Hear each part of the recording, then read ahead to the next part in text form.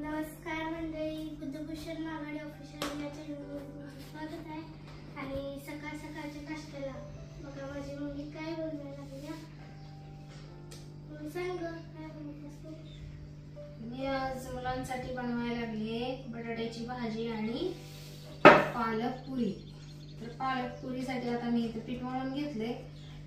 एक पालकची जोडी होती, ती स्वच्छ धुवून आपण कट करून घेतली आणि त्यानंतर हिरवी मिरची, कोथिंबीर, जिरं असं पदार्थ टाकून त्याच्यामध्ये मी बारीक करून घेतले.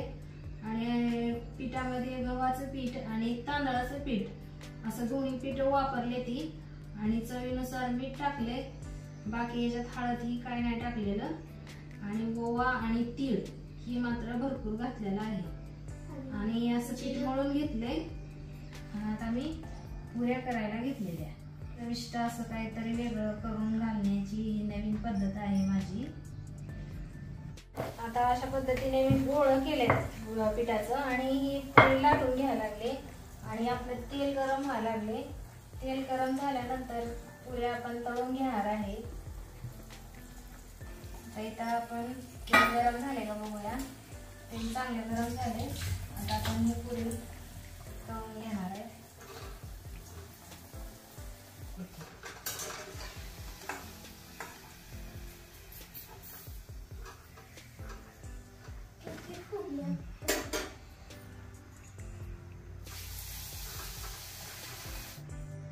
आता इथे बटाटा सोलून कट करून घेतलेला आहे आणि तळलेलं तेल मी बाजूला काढले आणि दुसरं तेल मी ओतलेलं आहे.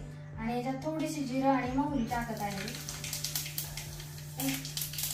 कढीपत्ता,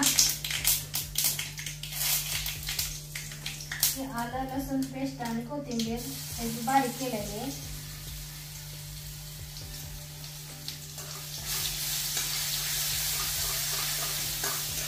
मिरची कट केलेली आहे. मिरची तिखट आहे म्हणून मी जास्त टाकलेली नाही. मुलांना खायचं असतो. त्याच्यानंतर कांदा टाकते. त्याच्यात चिमटभर हळद टाकते. चवीनुसार मीठ टाकते. आता ही बटाटा आपण टाकणार आहे.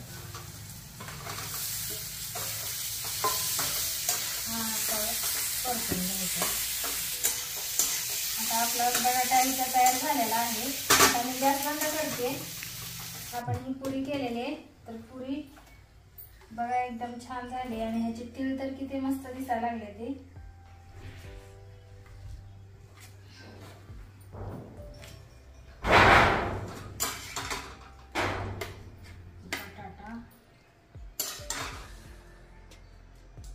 असं काहीतरी वेगळं करून दिलं का मुलं पण पोट भरून खाते. माझ्या मुलीला तर असलं वरच खायची सवय आहे. काय आणलं? केचप बघा तिने काय आणले, टोमॅटो सॉस आणलाय. याच्याबरोबर खायचंय म्हणते तिनं. आता धरा खावा. तर ही रेसिपी तुम्हाला कशी वाटली नक्की ट्राय करून बघा. आणि व्हिडिओ आवडल्यास चॅनलला लाईक करा, शेअर करा आणि भरभरून सपोर्ट करा. धन्यवाद.